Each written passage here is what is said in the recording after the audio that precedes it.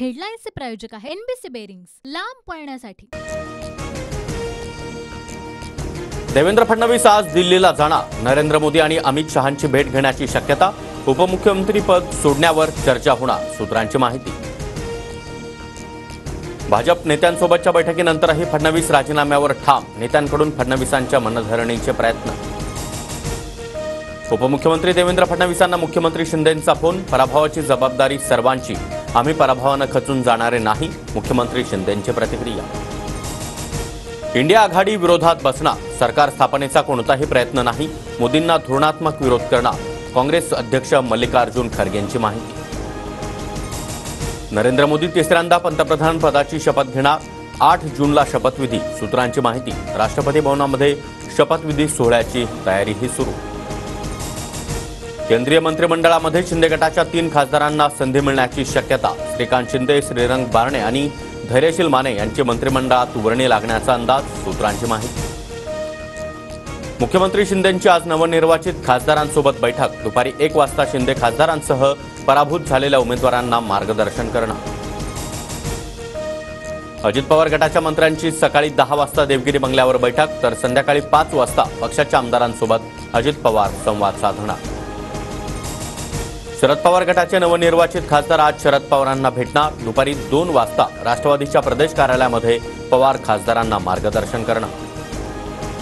एनडीएतील घटक पक्षांच्या मुख्यमंत्री आणि उपमुख्यमंत्र्यांना आज दिल्लीत बोलावलं। उद्या भाजप नेतृत्वासोबत बैठक होणार। राष्ट्रपतींकडून एनडीएच्या खासदारांना 7 जूनला भेटण्याची वेळ। संध्याकाळी 5 ते 7 दरम्यान भेटून सत्ता स्थापनेचा प्रस्ताव देणार।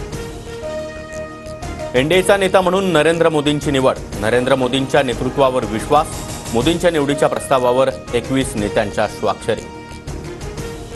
लोकसभा निकालामध्ये विदर्भातील 60 पैकी 42 विधानसभा मतदारसंघामध्ये महाविकास आघाडी, तर फक्त 17 ठिकाणी महायुतीचे उमेदवार विजयी।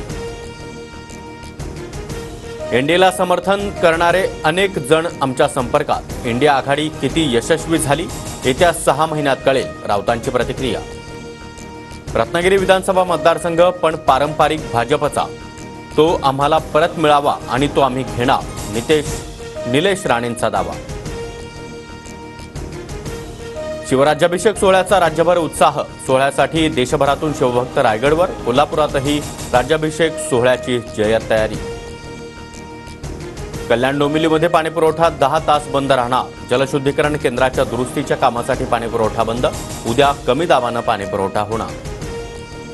45 लाख मुंबईकरांना पुराचा धोका। मुंबई पालिकेचा अहवाल। धोका टाळण्यासाठी पालिकेकडून अनेक उपाययोजना। नवी मुंबई, सोलापूर, कोल्हापूर आणि लातूर जिल्ह्यासह ग्रामीण भागामध्ये जोरदार पाऊस। उदगीरमधील कुमठा आणि वाढवणा या ठिकाणी गोठ्यावर वीज पडल्यानं जनावरं दगावली। भारताच्या T20 विश्वचषकाच्या मोहिमेला विजयानं सुरुवात। भारताच्या वेगवान गोलंदाजी समोर आयर्लंडची शरणागती। भारताचा 8 गडी राखत मोठा विजय।